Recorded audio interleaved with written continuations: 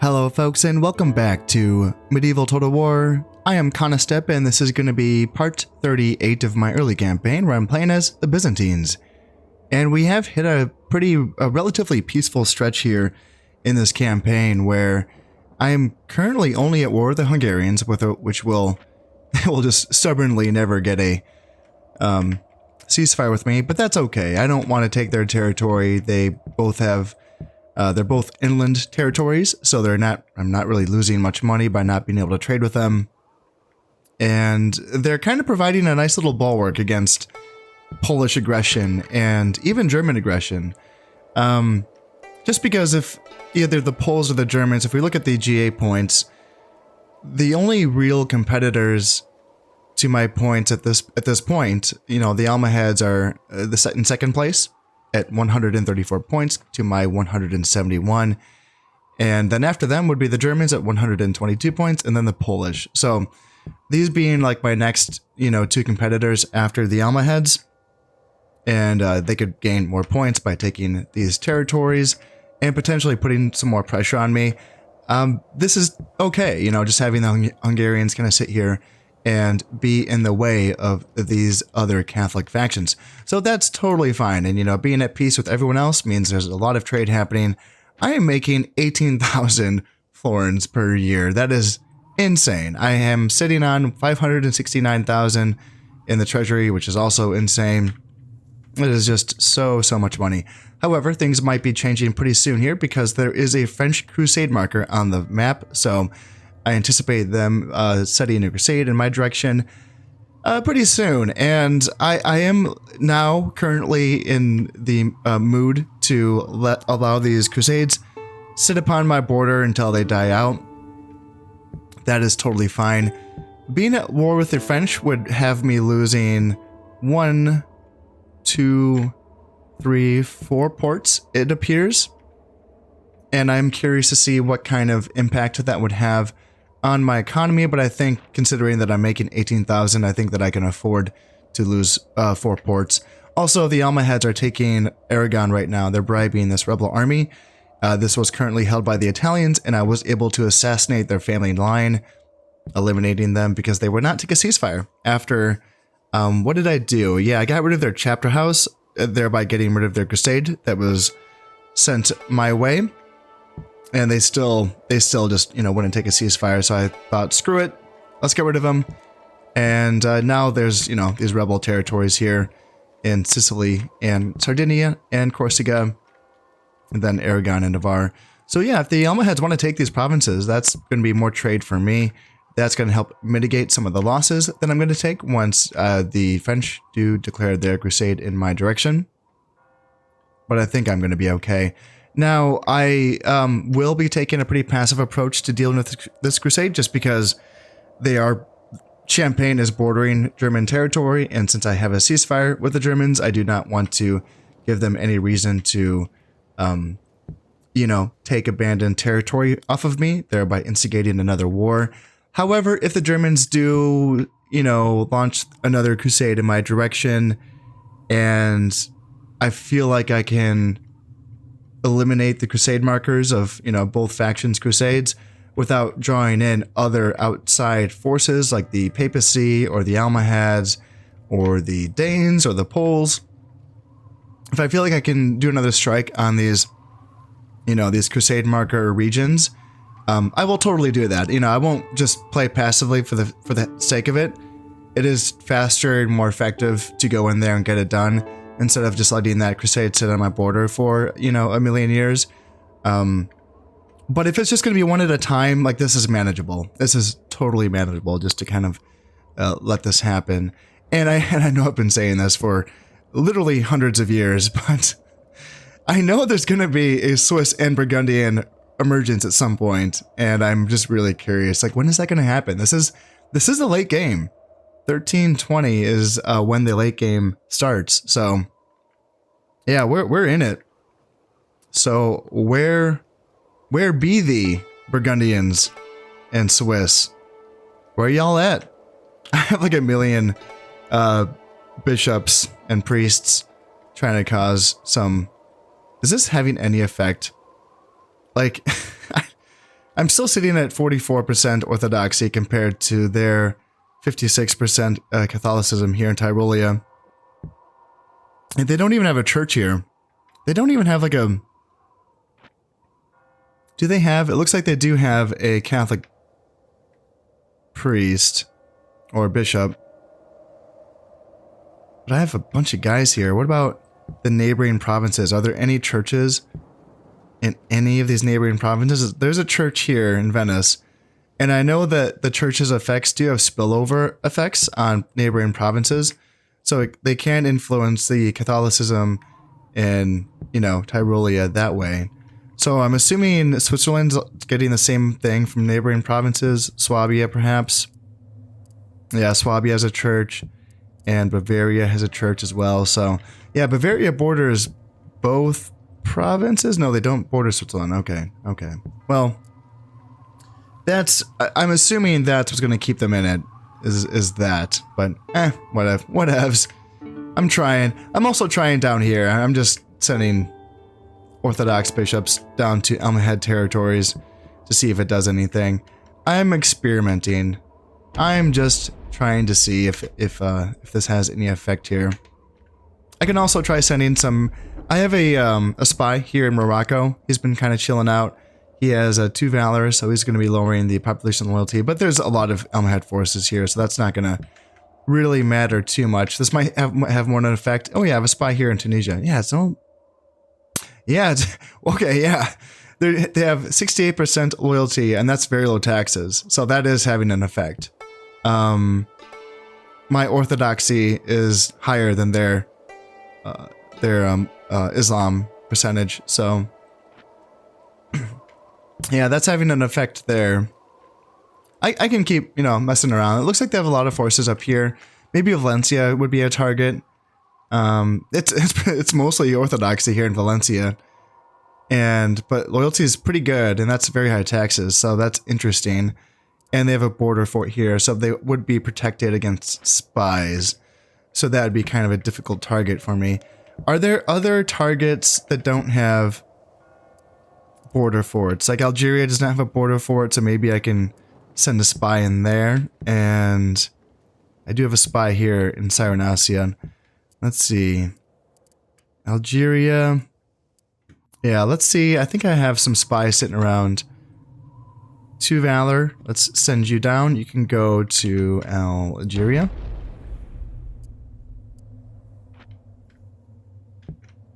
And then I have a spy here in Granada. Let's see, border fort. Then they have border forts. Border fort. No border fort in Castile, so that's an option. And they have a border fort in Leon. And they have a border fort in Portugal. So how can I get someone into Castile? I can get them into Navarre first.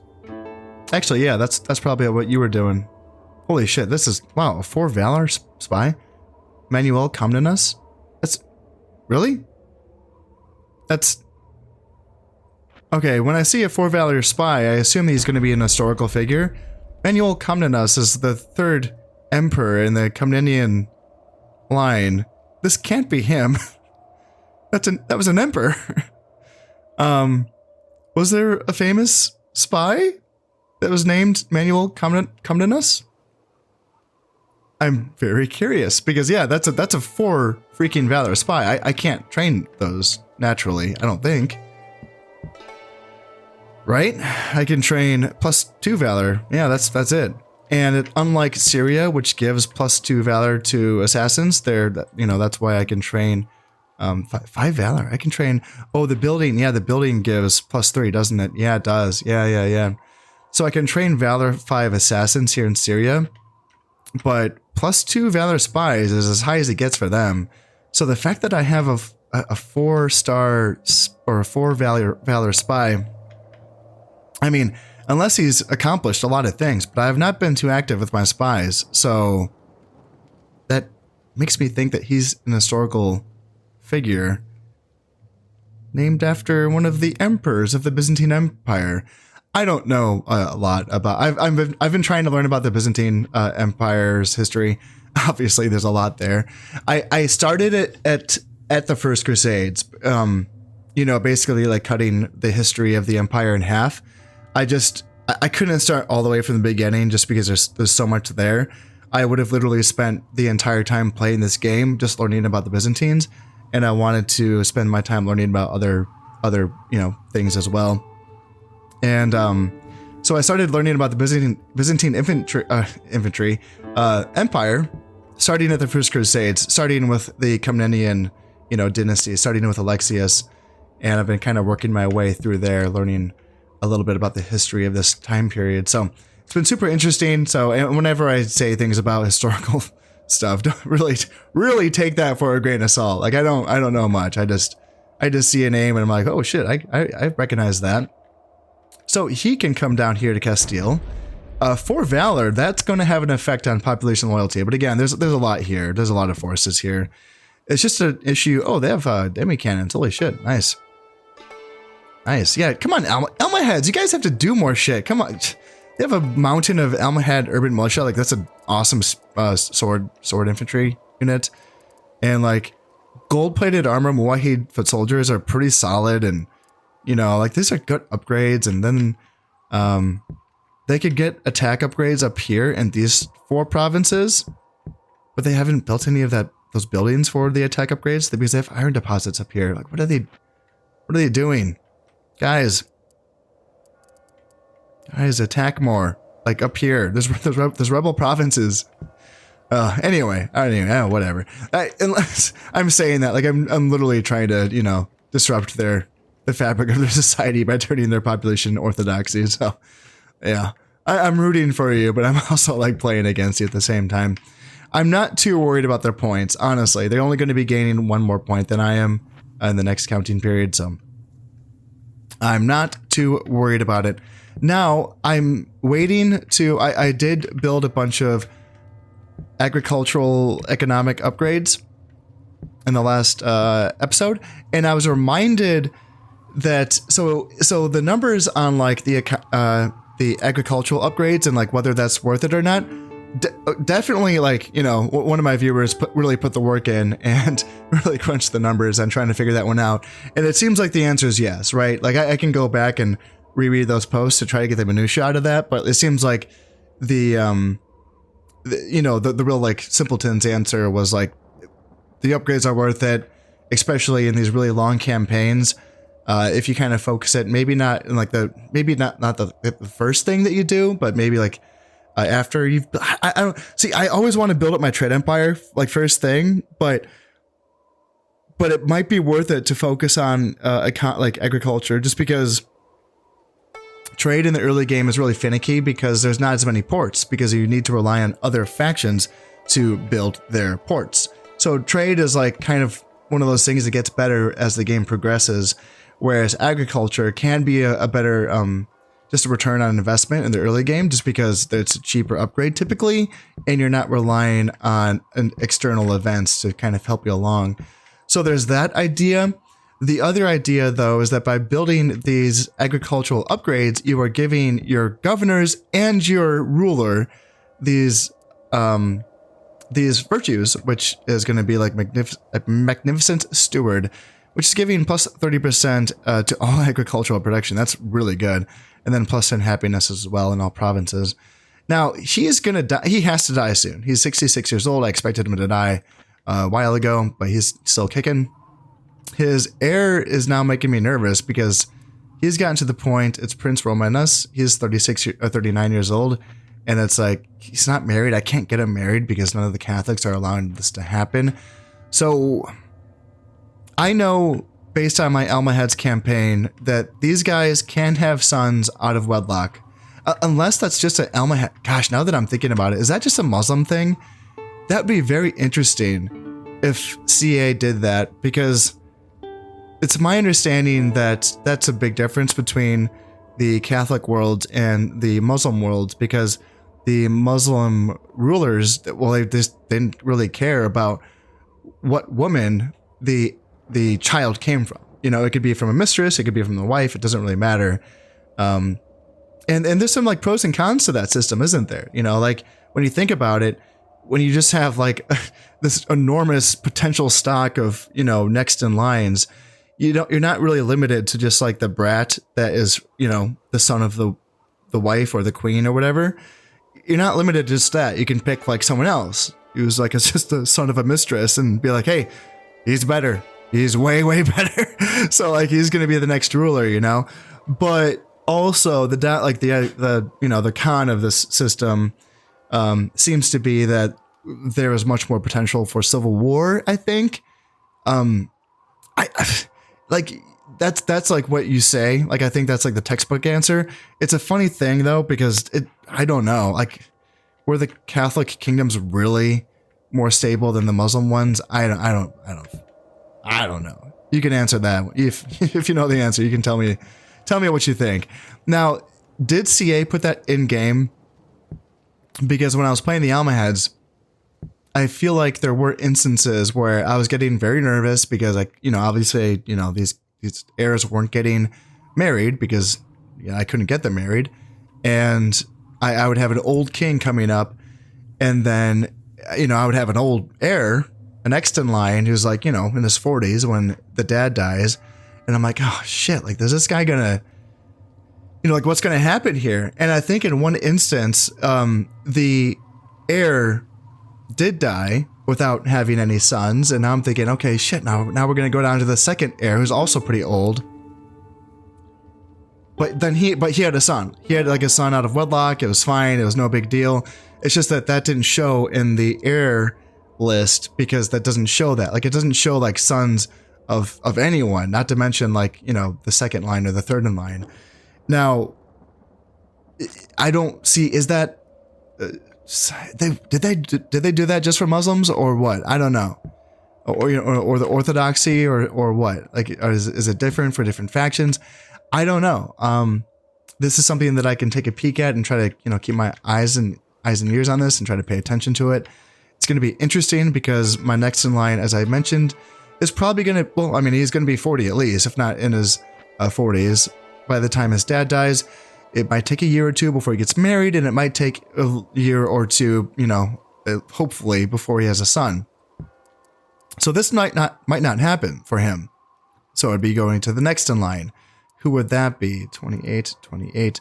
So it'd be this 28-year-old, which is okay. That's fine. Maybe we'll have to keep an eye on that. Anyway, just something worth mentioning, I think, because things are probably okay, but it's hard to know because this is a limited amount of information that we are given here. So in any case, what was I saying with that? Right. So with the next set of agricultural upgrades, I'm not going to put those in until this guy dies, because then I can get the next emperor, his own set of, steward traits, just for putting in another set of upgrades.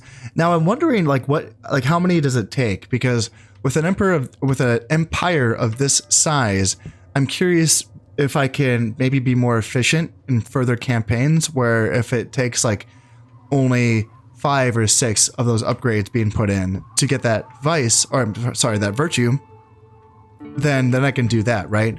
Do like 5 provinces, get that upgrade going, get that virtue for that emperor, then wait till the next emperor, and then do another set of upgrades on another 5 provinces, and then really just kind of draw that out throughout the rest of the campaign. And I could even, for instance, like, what would I want to do? I could prioritize the richer provinces first, and then just kind of leave the less rich provinces for later.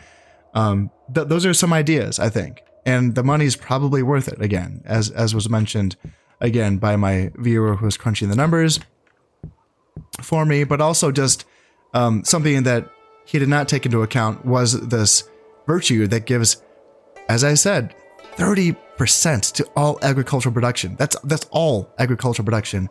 And that does not also account to the individual governors. They are also getting these steward traits. So that's very worth it to get those upgrades, even in shitty provinces like, Crete and Rhodes and Cyprus and, Arabia and Syria and all that. So anyway, all right.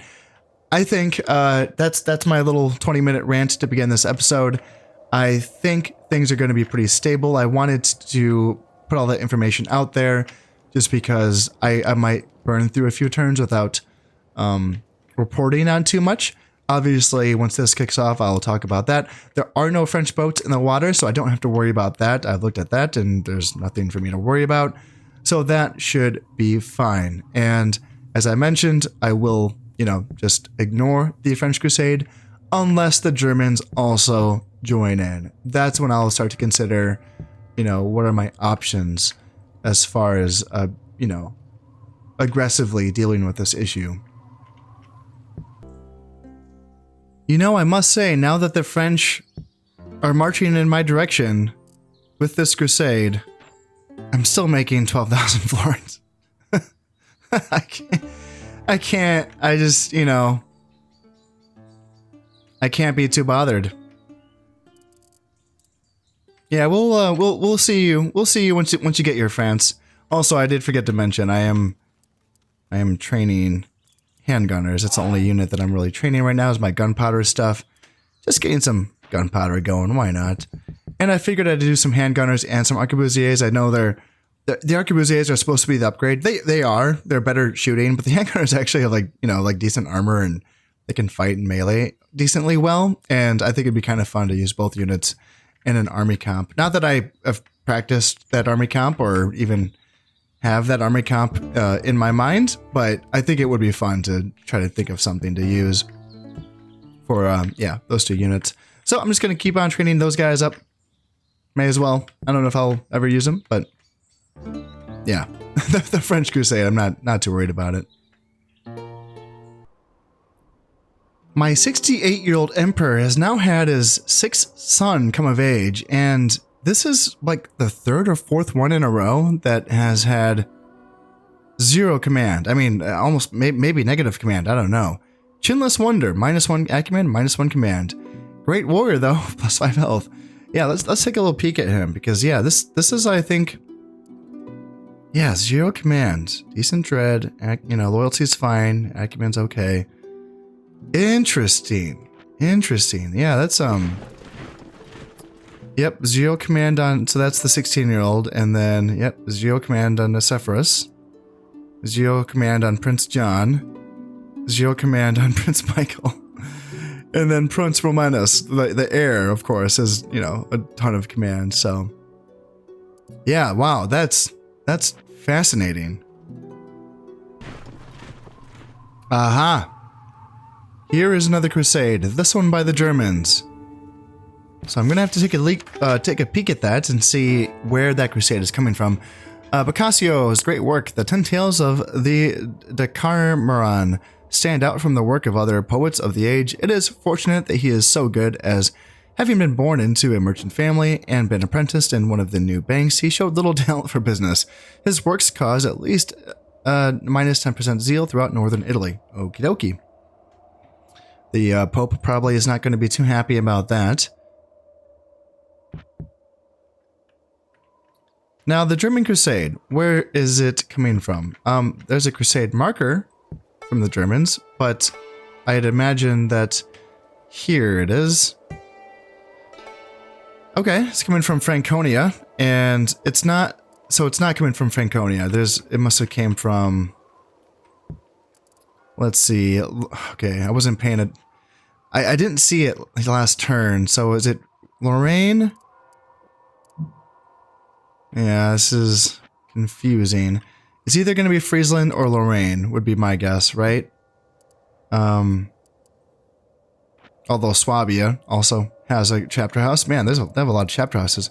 Bavaria also has a chapter house, but it wouldn't make sense for it to move in that direction after being there. Yeah, and then they have another one there, just like for good measure. They have another freaking Crusade marker, so...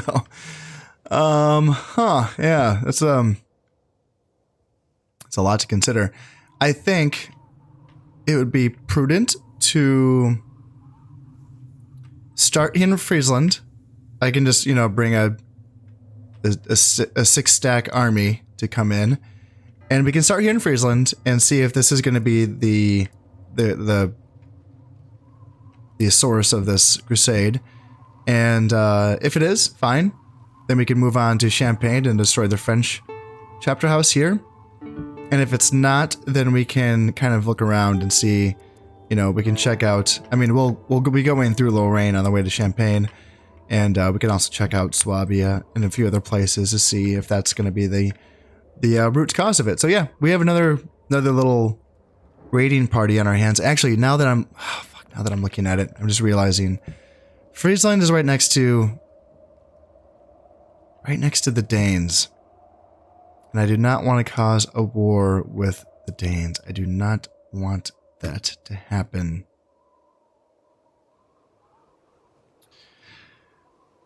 Okay. What are my options here? I can hope that it's Lorraine. That's what I can do. Yeah, because I can land in Flanders, you know, and there's no chapter house here, but I can land in Flanders. I can go to Champagne to destroy this chapter house, and then I can go to Lorraine and hope that that is the source. Yeah, that's what I'm going to try, and then I'm going to go from there and kind of check it out, see what's happening. The Alma heads are taking territories. They're taking Navarre, and they have also taken Aquitaine, so unfortunately the ports in these provinces have been destroyed in the process, so hopefully they build those back up so that I can make some money.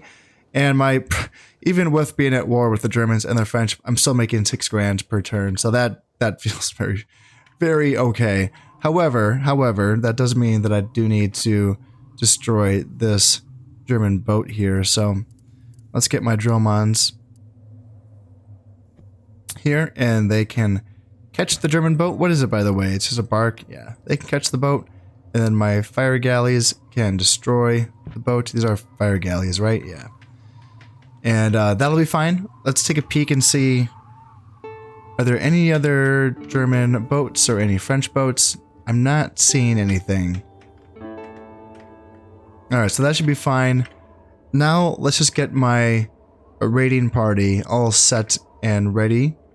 I'm assuming I'm just going to draw most of them. Let's see, do I want to draw all 6 stacks from Georgia? I don't think so. Maybe 3 stacks from Georgia, so I can still leave, you know, a lot just to defend against a potential attack from Khazar. And then, yeah, I can bring like the other 3 stacks from Bulgaria and Serbia as well. I have now gathered my forces that will be invading Flanders, and it's a little bit of everything, you know, gathering from all corners of my empire. So this is going to be the primary leader of this force. And, you know, now that I'm thinking about it, this is one of my best guys, and he's like my only good general here in Georgia. That's okay. I can bring over someone from Prince Romanus. Yeah, you can come over to Georgia, although you're going to be made emperor pretty soon here, and none of your brothers are fit to lead. So I might have to rethink that, but you know what? I think that I'll find someone.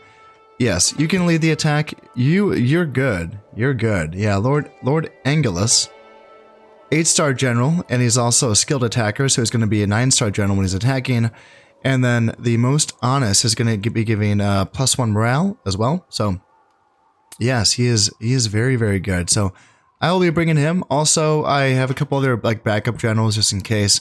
I have this guy, 6-star general, Alexius Orphanotrophus.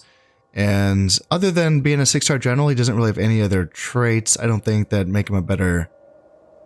Yeah, the Great Warrior, +5 health, that's good, of course. But other than that, just a solid 6-star general. And then over here, another backup general, 6 stars. I think this is the guy that was having loyalty issues, and then I sort of redeemed him. Not him, of course. This is going to be like one of the... this is going to be one of the new captains of that man's unit, because he has carried on the blackmailer trait of the -3 loyalty, but he's doing okay. You know, this is 6 loyalty is fine, and he's a charismatic leader, but unfortunately that is offset by being a good runner. So, not, you know, that's fine. So he's just another 6-star general is what we're looking at here. So, other than that, I will be bringing my big cannons to the battles here. My culverins, I don't know if I'm going to be needing them, because when I was looking at these fortifications, it's just going to be like a keep. Yeah, a keep and a curtain wall here in Flanders, a keep and a curtain wall and a ballista tower here in Champagne, another keep here in Lorraine, and there's a castle and a ring wall and a catapult tower here in Friesland.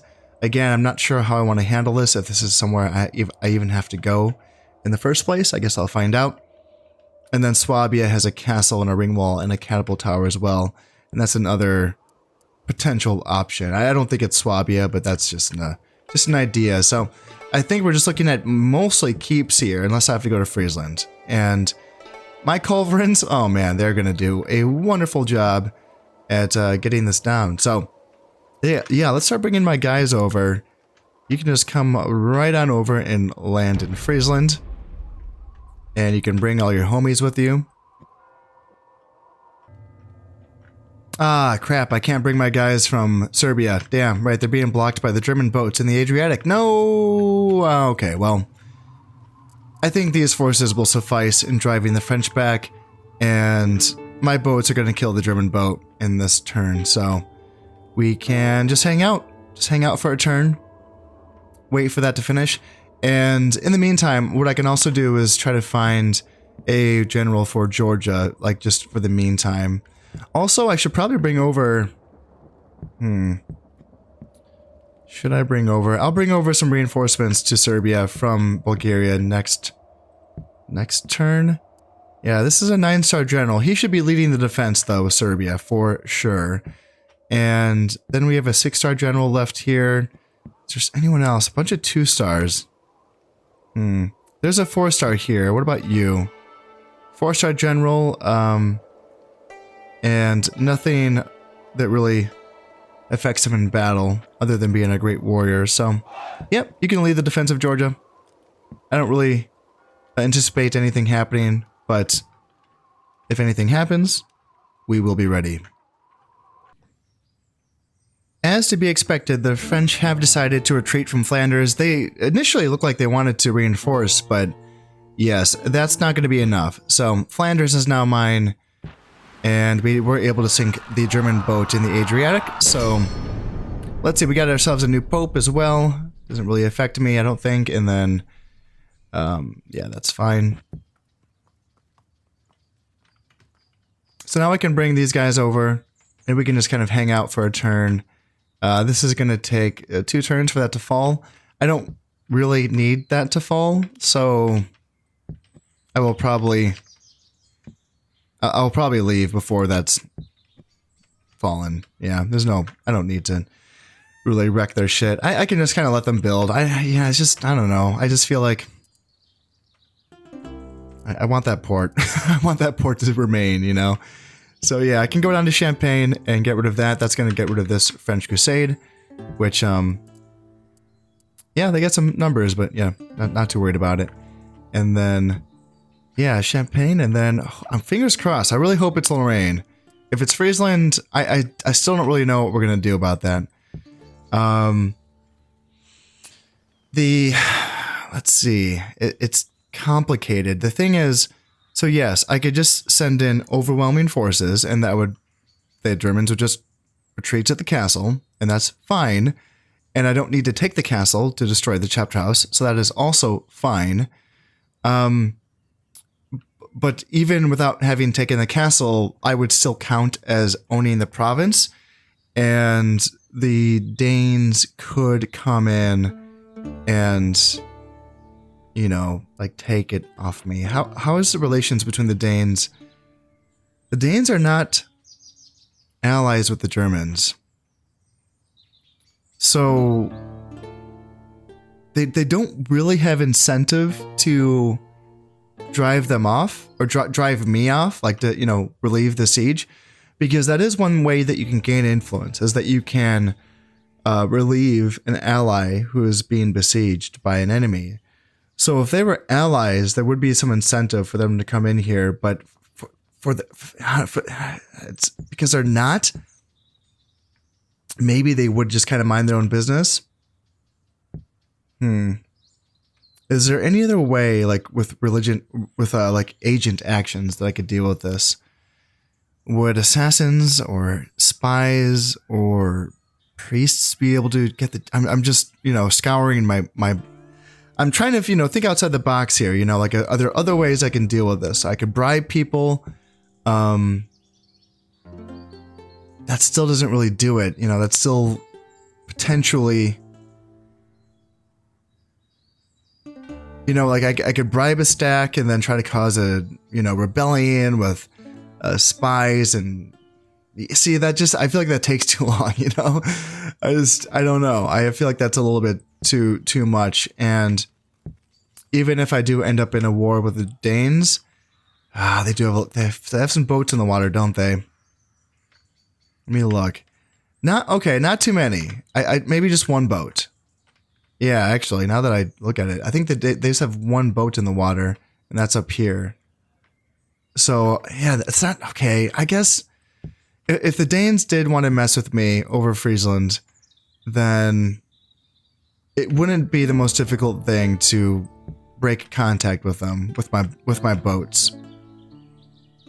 So there is that. I suppose, you know, it was a little bit different when Spain did this to me because they had a lot of boats in the water, and it was like, oh shit, I have to deal with their navy. So maybe it wouldn't be the worst thing. Anyway, I'm over. You know what? I'm overdoing it. I need to settle my brain down. This is what I get for drinking coffee and tea before recording. So there's a warning to y'all. It's one or the other. It's not both, right? All right. Let's see. Let's get some more bishops going, and yeah, let's get ready to end this turn here. By the way, let me check in on the French and German nobility. How is the French king gonna do once his crusade fails? So he has 3 influence. He's not gonna be doing well. No, he's gonna be feeling the wrath. So, and I should know by now, but I still can't remember. Do they lose 2 influence? 1, 2, 3? I can't remember. Whatever. I'll figure it out one of these days. But yeah, let's just go into Champagne. This is it for this. I don't need to decide the fate of Flanders. That's fine. Let's just move on. Come down here, and then after I move these armies down, I can take a peek at the German Emperor, and I can see where. How's he doing? 2 influence. Yeah. Wow. That's bad. That's bad. So yeah, we'll find out. We'll figure it out where this crusade spawned from. Is it Lorraine? Is it Friesland? Please be Lorraine. And my emperor is now 72 years old. Holy moly, man! Emperor Andronicus II. He does not have time to die. No, he's just gonna keep on going. And his poor son, he's 45, he's not married. He's like, come on, please die. Oh yeah, man. I really hope Prince Romanus has been, you know, making some sons in the meantime.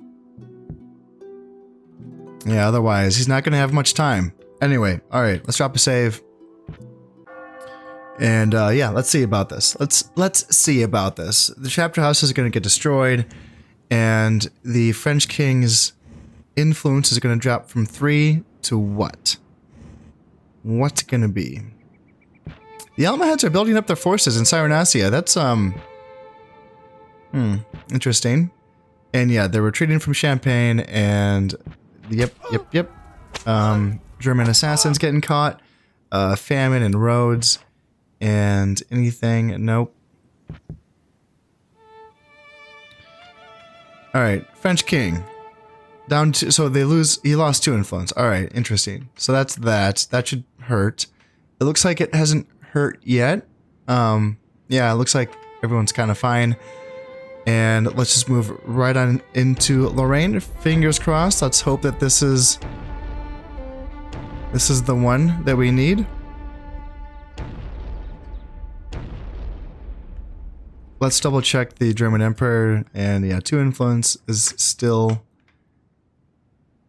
the number, and yes, let's bring down Orthodox Bishop down to Cordoba, and let's take a peek at this. Is this anything? It's just a lot of peasants, but just based on numbers, like, I don't know, I'm starting to think.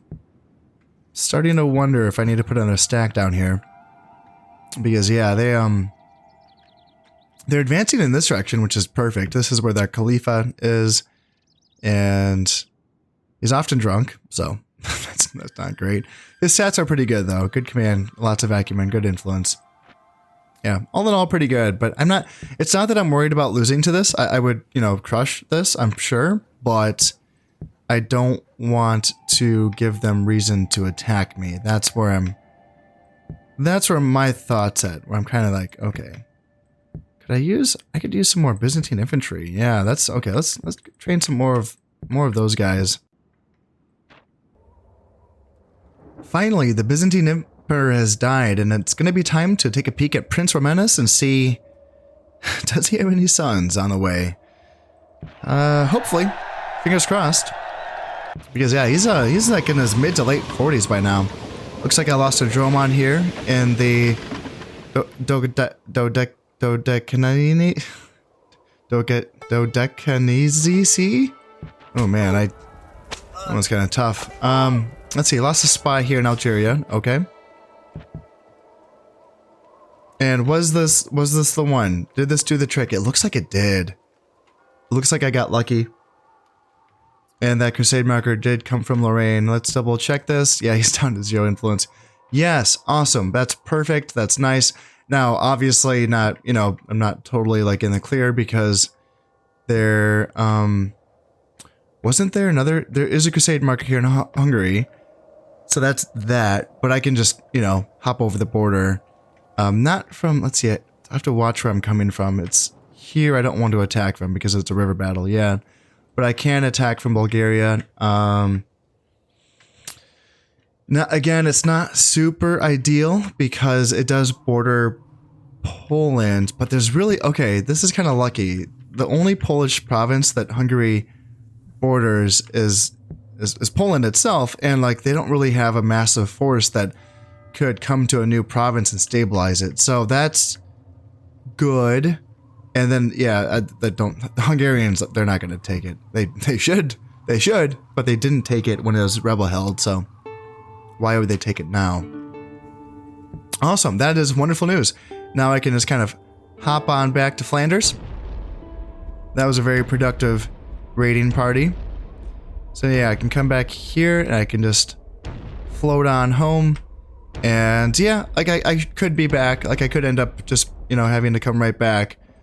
But that's fine because now I can get an auto ceasefire with the French if I have to or need to. They might. Are they dealing with no issues? Like no issues at all? Yeah, they really aren't, are they?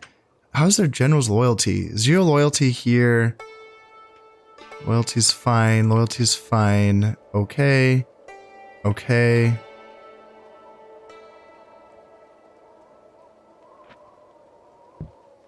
Yeah, I'm not seeing too many issues. I'm just seeing the one guy. There's one loyalty on this general. Okay. And this is one of the sons. So this is an opportunity. This is like a potential for civil war with Prince Felipe. Yeah, so there is potential there for some issues, and there's nothing happening yet with the Germans. So, yeah, we'll have to keep our eyes on that. But I can bring my boys home. Yep, they can come home. Job well done. Not really a difficult taxing campaign, but that's totally fine. You know, they don't always have to be hard. It's okay to make things easy sometimes.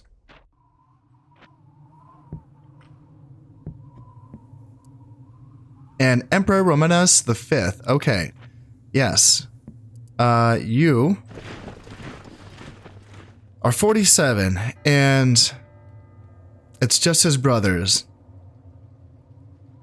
Yeah, so he needs to make some kids, or hope that one of his brothers have made some kids in the meantime. Because at this point, you know, he would have to get married and then have a son very, very shortly for, so like, the fact that his dad lived to be the age of 73 is actually problematic. Yeah, it is. Because the time that they start dying of old age is typically around 57, right? So the fact that his dad lived so old is quite rare, I would say. You typically want an heir to be of age by the time that they're 57. just to be safe. And he's past his cutoff. Like that's not going to happen for him, right? He's 47. He's too old. So that's going to be down to, oh gosh, I don't know. We might go through a few of these guys, you know, by the time. So like in 10 years, let's say he dies when he's 57. If I'm lucky, then Prince Michael's going to be 46.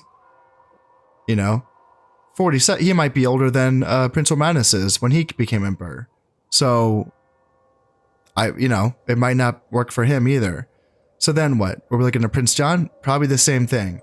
Princess Sepphoris? Probably the same thing. Prince Constantine? Maybe. Maybe, just because he's so young. So I don't, oh man, okay, this is kind of scary. Hopefully, I'm not going to seek a wife. I just don't think anyone's going to say yes, but I suppose I can try. I can send my emissaries out and I can see if I can find a wife for anyone, really. Never mind, the only princesses on the board are Hungarian, and they have not said yes to me at all. There's a German princess as well, but they're not going to say yes. Yeah, no Danes. That's too bad. Usually, sometimes the Danes will say yes. Yeah. All right. Well, that's so much for that, man. Man, oh man. All right. Well, that's kind of nerve-wracking. We'll have to keep our eyes on that and just kind of hope for the best. Just like that, another crusade has been declared by the Germans. Yeah, this is probably coming from Hungary itself. So, yeah. Yep, the Germans. I tried to get a ceasefire. I kind of forgot they're just going to declare another. Awesome, perfect. This is perfect. So he did not wait at all. He got married right away. That at least gives him a chance of getting a son out in time. We will see. Let's hope we get some good luck here. Yeah, that's good. He's doing what he can, you know. He is doing what he can. Let's continue bringing the bishops over. 1, 2, 3, 4, 5. Yeah, I'm going with 6. 6 per province. 6 bishops per province, just to kind of see if that does the trick here. All right, got a German boat. We are still at war with them, so let's kill the German boat. And then this is coming from Hungary, and they have a little rebellion on their hands. So. Yeah, that's gonna suck for them. The French, are they okay? Yeah, the French are still... They're fine. Nothing's happening to them. Yeah. Well, let's just bring my guys... yeah, let's bring this army back. We can all just go to Hungary. And I can launch these exact stacks from... Bulgaria into Hungary. Due to that civil war, it does appear like the Germans were... They lost some territories. They lost Lorraine, and then they lost Franconia, and the Danes came right in. Like, right in. And they've taken Franconia. This is just going to last 2 turns. So, yeah, the Danes throwing their weight around. All right, good for them. Yeah. That's fine with me. Yeah, the French, no repercussions at all. They're just kind of chilling out. Although, the Almohads are building up, aren't they? You know, like, they could obviously take Brittany, for one, or they could start a war with the French. You know, they could start a war with an actual faction for once in this entire campaign. Oh, man, it's just been, it's been so stable in Western and Central Europe, despite, you know, like, other than me, like, what I've been doing over here. Like, has any faction over here gone to war with one another this entire time, ever since, like, the French destroyed the English? Other than that, like, there's a brief skirmish between the Italians and the Germans, but yeah, it's just been very, very peaceful. Everyone's just been focused on me this entire time, which is just ridiculous, but whatevs. Well, of course, the Germans are going to be retreating from Hungary, and that's going to be another crusade lost for them. And the German emperor already had 0 influence, so like that, you know, this can't be good for them. Yeah, does it have another? Yeah, looks like they're going to just have another civil war. In this case, yeah, they're going to be losing a lot. Losing Friesland, and that can potentially go to the Danes. Losing Bavaria, losing Bohemia. What else? What else? Lorraine, did I already say Lorraine? Yeah, they... That's a lot. That's a lot. I don't know if they're French. They are losing a stack in Burgundy as well. Yeah. Yeah, that's a lot. Yeah, that's what you get, Germans. And would the French be able to take advantage of this? I don't know. They haven't been really able to take advantage of much, to be honest. They were able to take like a province off of the old Italian regions. I think Provence was maybe that region that they took from the Italian rebels, but other than that, they've been not very proactive. Okay, it looks like Lorraine is up in the air. There is a German presence here, but I don't know if they're going to be able to take this. So, yep, that's that. So I'm just going to be going back home now. I don't need to hang out in Hungary any longer. And yeah, they obviously let's see. Actually, now that I was going to say they could just build another crusade marker, but let me double check that. Let me fact check this because. Yeah, so they do have a chapter house in Venice. That's one option for them. Anything else? Do they have chapter houses anywhere else? They're going to keep Burgundy despite that rebel stack there. So let's see. No chapter houses there in Burgundy. Nothing in Tyrolia. Nothing in Switzerland. And Jesus, is that it? Holy shit. Yeah, the Germans, they're going to be hurting. Yeah, they're not going to keep Lorraine. Yeah, it's just going to be Venice. So Venice is going to have a chapter house, so they still could, you know, if they really want to mess with me, that is still going to be an option for them, but that's just a hop, skip, and a jump away from Serbia. So, yeah, they're not going to be loving life here. I did forget for a moment there that I can actually get this ceasefire or auto ceasefire with the French if I just kind of break contact with their regions here. So it's just going to be this and then English Channel, get out of here. So this is fine, right? This doesn't border any of their territories. No, it does not. I will finish sinking this French boat here and then I can move my boats up to the North Atlantic. And that should be fine. And I think that's okay. I think everything else is, yeah, it's just the English Channel. Yep, yeah, that's fine. All right, sweet. So that should get me the auto ceasefire once I move these boats up to the North Atlantic, and that should be good. And I'd like that. I'd like to get back to, what am I making right now? 4,000, which is, yeah, it's still something. And I could get back to trading with one port. 2, 3, yeah, 4 ports. Yeah, that's not nothing, you know, especially considering that, like, sure, like, I'm kind of, like, laughing at the German Empire collapsing and everything, but the fact that they're losing these provinces to rebels and I can't trade with those rebels is like, that's not the greatest. It's only, like, the one province, I guess, now that I look at it. It's just Friesland. This is the one province that I'm really losing. I can attempt to... Once the Germans take back Hungary, I will try to get a natural ceasefire with the Germans. Obviously, I can't get an auto ceasefire, but I'll do my best work with my bishops to see if they can talk him down. I think he'd be keen on it right now. And yeah, my emperor has still not sired any children, which is unfortunate. I've given him 2 years. It still has not happened. The Danes did just take Friesland, and that's good, because then I can trade with them there. And yeah, it looks like my assassins were not able to kill this Inquisitor. They had a 50% chance, and they lost. Yeah, the Germans are losing Bohemia. Yep, to the rebels. And the Danes are going in for Swabia. Hot damn. Wow. Okay.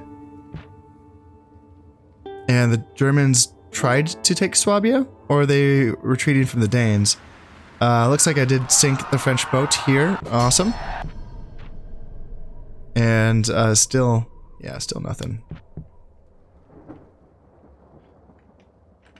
Okay, alright. So now that that's taken, let's see if I can get this, zero influence. He's having his own issues.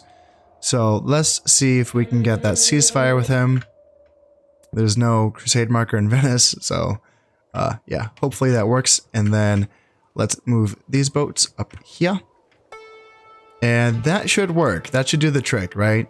Yeah, that's what I'm thinking. That is what I'm thinking. Yeah, nothing down here. That looks good. Fine. Yeah, I'm losing 8,000 florins. But I have a pretty chunky treasury right now, so that should be okay. Oh, wow, the Alma heads are coming in. Yeah, I was kind of expecting that, and they did. Yeah, okay.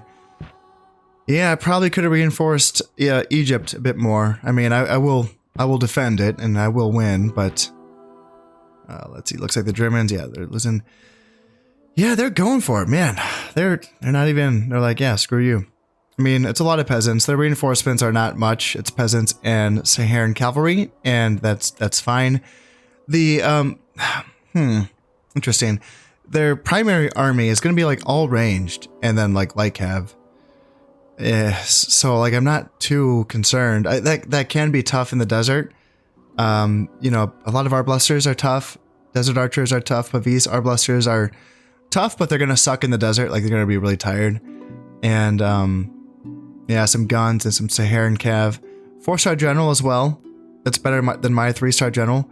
This is definitely an army that I've sort of neglected for quite a while. I did not think that the Almohads were going to go for it. And I mean, I did kind of talk about it, didn't I? But I thought they had bad guy. Yeah, I just kind of took him for granted, I guess. This is what I get. That's a bad choice. They should not be like doing a split push, you know? They should not be going after me. It's very unwise. They should be going after the French. Really. Like, seriously, Almohads. Yeah, this is a bad choice, but yeah, I'll have to get the job done here. Well, this is not much of a hill here. No, it is not, but it's going to have to do. Let's begin this battle. And yeah, that's a long line of archers. All right, well, let's get these guys set up here. And let's bring them. Let's bring these guys back. Yeah, let's do that, actually. And then, yeah, I got spears and javelins. Can you guys not? Yeah, there you guys. The group settings are a little bit different between Shogun and Medieval, so I have to kind of remind myself. I haven't played a battle in this game in a while. It feels like I got a siege battle in that last episode, didn't I? Yeah. Still, this is gonna be the real thing. So, as I was saying before, I have sort of neglected this army for a bit. Now, in some ways, like intentionally, when it comes to upgrades, like I did not want this to be an armored army, right? In fact, I'm not even sure if the Byzantines have low enough armor to be fighting in the desert. Ideally, I would have to double check that. Especially my one Byzantine infantryman that does have a gold armor upgrades. Like, he's going to be losing stamina just by standing here, I believe. We can take a peek at this. He has, obviously, 4 pips right now, and we can kind of just see if that lowers faster just by standing there, as opposed to this guy who has 0 armor upgrades. This would be a good experiment, I guess. And, yeah, spears and javelins on the sides. Got Trebizond archers and Byzantine infantry in the middle. Got my Byzantine Lancer general. And then I just brought Byzantine Lancers. They should be good enough to defeat the Saharan cavalry. And again, because of their light armor, they should stand up a little bit better. I do have Pronomai Legion in reserve, and obviously they are more heavily armored unit. I'm pretty sure they have better armor than Byzantine Lancers. I would have to double check that, but I would have to imagine that's the case. Now, they are the attackers, so this whole not attacking strategy is not going to really do well for them. If they think they're going to outflank me?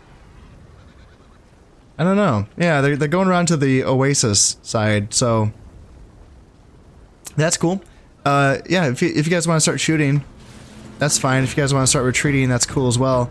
Actually, let's just kind of go in there with my general. And with my... Yeah, just my general should be fine. He should kill him, right? Okay, never mind. It says he's losing. Why is that? Why is he losing in that? Alright. Alright, now it says the bad guys are losing. My general has lost 4 guys, and it looks like we were able to drive off the Saharans. And now the Ghulams are in here, but my javelins should be throwing their javelins into the Ghulams. That should be fine.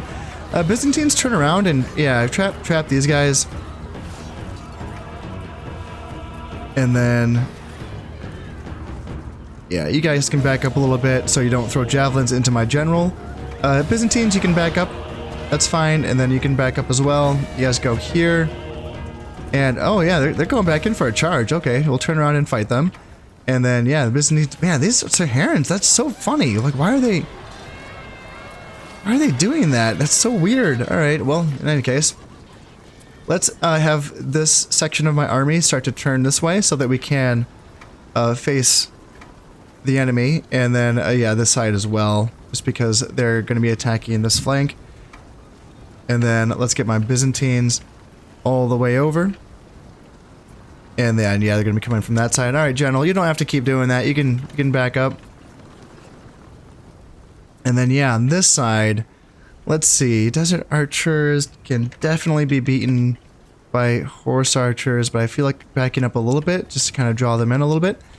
And then, yeah, let's just kind of like push forward with my center like that, and I can kind of screen out with my right flank like that, and then bring forward my left flank is fine like that, and the Byzantines can kind of just stay back. All right, so Saharans, what are you guys doing? What are you guys doing? Going after my Trebizonds? Classic stuff. Spearmen, go in there, and then, yep, you guys go in. And then, yeah, that should be fine. Yeah, that should be, yeah, you don't want to be attacking spearmen. Oh, okay, maybe you do. Maybe you do. I was wrong. You do want to be attacking spearmen, I guess. Well, my Byzantine infantry are going to come in and chop you guys down. And yeah, these guys are exposed, so let's send my horse archers, and they can run down these these desert archers right here. Their Saharans are doing better than anticipated against my spearmen.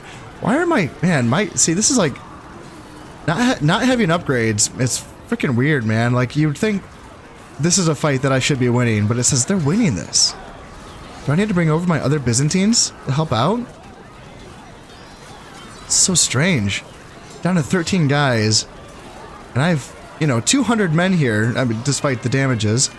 Jesus Christ, man, that is so bizarre. All right, you guys go, spearmen, chill out here. Oh, don't go in wedge formation. And how are we doing? All right. You guys, back up here, back up, go. You don't need to keep chasing. You can just go there. And then, yeah, spears, face. Oh, that's the general coming in. That's the general. If they're gonna send their general in, let's get my javelins up. And, okay, they're charging my horse archers with their archers. And my horse archers are running away. What is going... This is such a weird battle. Alright, javelins. Throw your javelins into their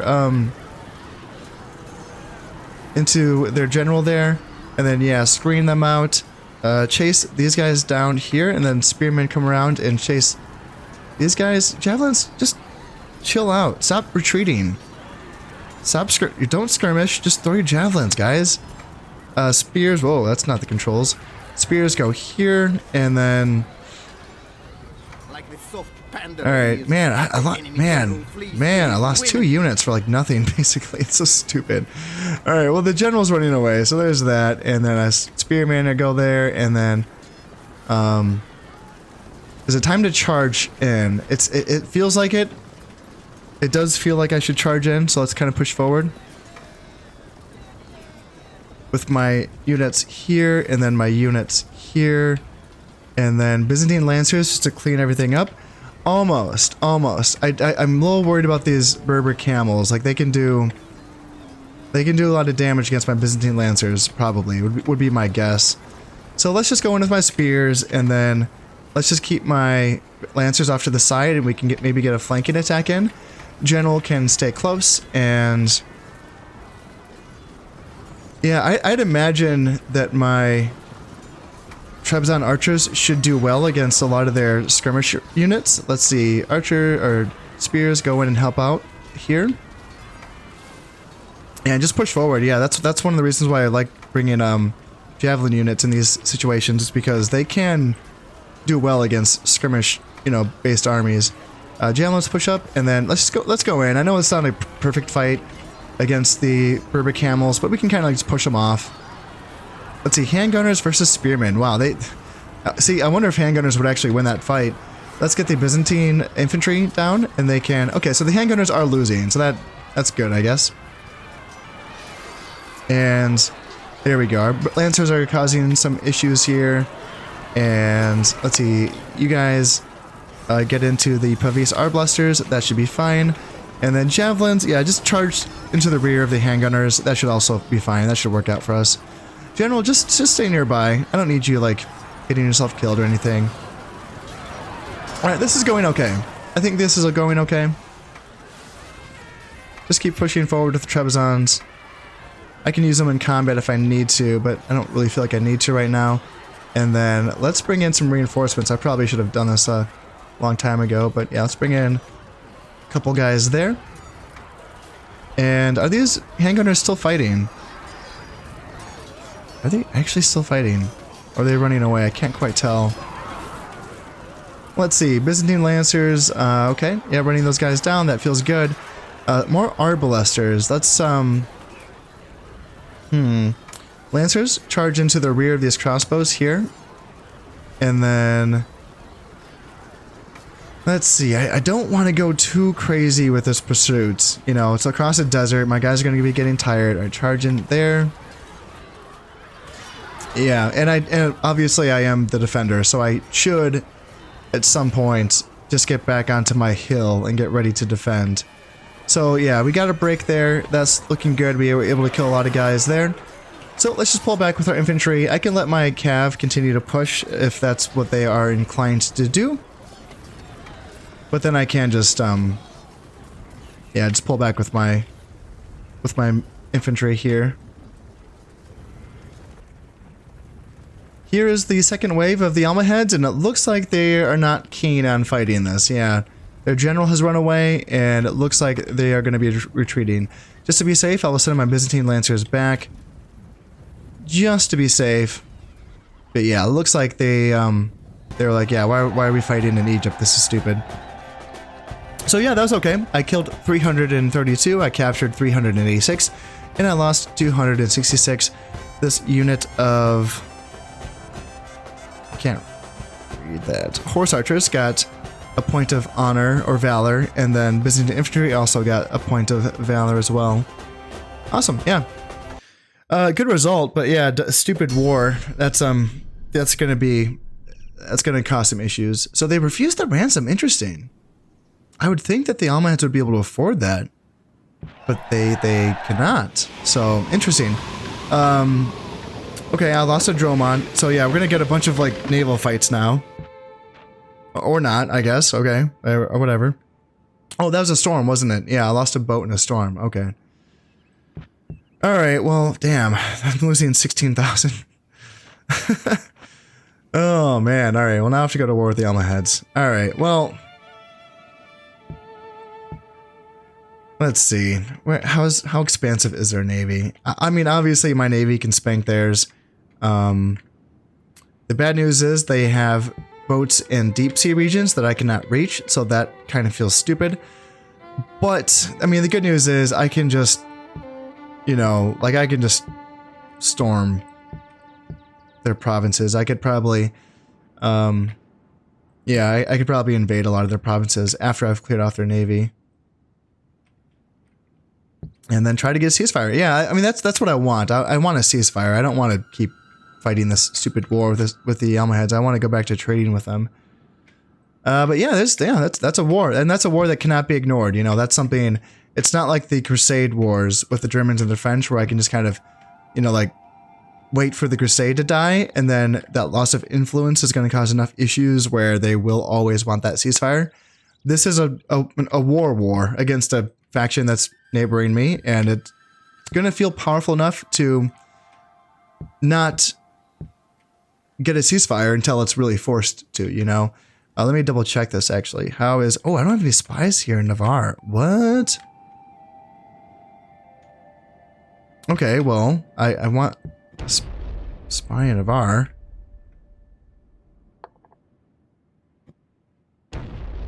So I can't see the influence on the Khalifa. Okay, that's annoying. Man, once you get used to being able to see everything, not being able to see everything is kind of like kind of annoying. All right, but yeah, that's something I'll have to look at and kind of see what it's going to take to get that ceasefire, depending on how influence is for him. And then, yeah, that's clearing up the Almohad Navy is going to help out my economy because then I will be able to go back to trading with the Europeans. I'm only at war with the Hungarians and the Almohads, so that there is that. Like it's just an issue of that. And yeah, I suppose my Egyptian force can probably, you know, take on Cyrenaica, and then yeah, I can take as much as I want, really. In any case, that's all going to have to wait until next time, as always. I hope you've enjoyed this one, and thank you very much for watching. This has been Concept playing Medieval Total War. Thank you very much, and goodbye.